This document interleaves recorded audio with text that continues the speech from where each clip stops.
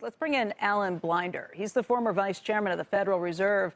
And Alan, if the risk is to the downside at this point, that's a concern. A lot of people are feeling the pain right now. What would you say to those who are worried about a recession?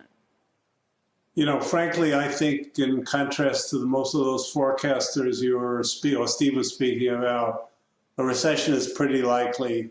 Probably not this year. I mean, we're into May already, and we don't see any imminent signs.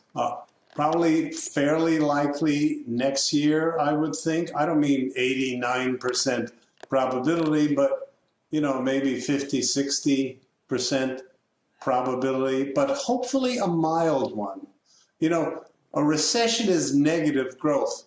If we have very slow positive growth, it will feel like a recession to a lot of people, and in particular, the unemployment rate will rise. I think if we get a relatively good outcome, it'll be that, slow but positive growth. Alan, I think you sound a little more bearish than you did even a month ago. What have you seen in the last month that has kind of made you think that this is getting to the point of being a little more likely and a little less inevitable? Yeah, I am more bearish, and the answer is simple in two words: supply shocks. We have sizable supply shock in energy already. We have incipiently, and it's going to be actual very, very soon, in some places is, supply shock in food prices. They're both coming from the same place, the war in the Ukraine. And then we have further supply damages or supply chain disruptions, I don't know what you want to call them, in China from their latest lockdown. All of those things are quite recent developments, and all of them, to my mind, are stagflationary. So, Steve, kind of put that in your pipe and smoke it. You hear what the economists overall say, and then you hear somebody like Alan, who has experience with this too. What do you take out of that? I was going to make my good friend Governor Blinder a bet that there won't be a recession where I would take him out for a steak dinner if I'm right, and he would take me out to McDonald's if he's right. So, but I think the deal is this, that the key, we've had several shocks to the economy. I think Alan correctly enumerates them. Both the Ukraine war, you had high inflation going into the war with Ukraine. You have another shock from that. It was like gasoline was $3.30 and now it's $4.79. So, or almost approaching $5 nationally. So you had that shock. And then Alan, I think, correctly brings on the next shock, which is the shutdown in China again. And so there's one missing ingredient, though, which is going to be key, and that is sentiment. And if you want to hold out hope there won't be a recession, I'll offer two ideas here. One idea is that you don't get this negative animal spirit sentiment that causes businesses to really hold back, start to fire, hold back in investment. And the other thing I think that's happening here is the idea that you still have consumers with relatively strong wages, strong employment, and very good balance sheets, that we could take a hit to growth that does not mean a contraction. I don't know that I'd really make that bet, and certainly not bet against Alan. I'm just offering you what might happen that might contradict the inevitability of a recession.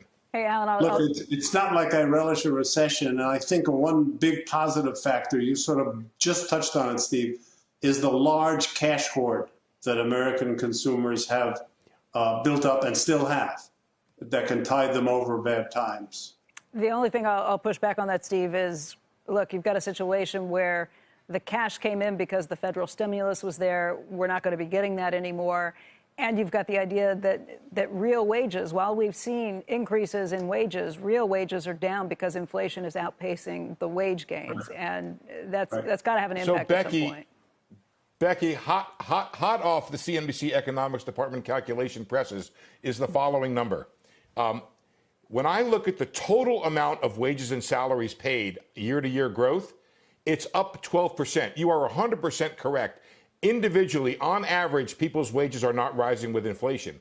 But because we put 2 million more people to work, because those people have had reasonably decent wages that haven't kept up with inflation, those two equal 12%, and that is higher than inflation. So the aggregate ability of consumers to spend remains, while individually people lose ground. Okay. And let's hope that continues. Yeah. I would just say I think it's just you hear from people every day when they pull in with their Ford F-150 and it's $130 to fill up at the gas pump. I mean that is a shock that is tough to get over. And Alan, I'll ask you just a final last question on this. We're not dealing with a stagflation situation, I hope. We're not going to be dealing with something like the 1970s. Are we smarter about dealing with this than we were before? I think we are smarter in dealing with it. I mean, I wrote in the Wall Street Journal the other day, when that hit, central banks didn't know what to make of it. It was some strange new animal they had never seen before. And they were confused and they were erratic. And I think there's a much better understanding of it now. There is this big balance sheet, consumer balance sheet issue that we said now. And importantly, I wouldn't leave this out. The job the Fed has to do is not what Paul Volcker had to do, which is knock about 10 percentage points off the inflation rate. They have much smaller tasks in front of them and a better economy to start accomplishing that task. So I don't think we're in for anything like what we had back in the 70s or 80s, not even close. Well,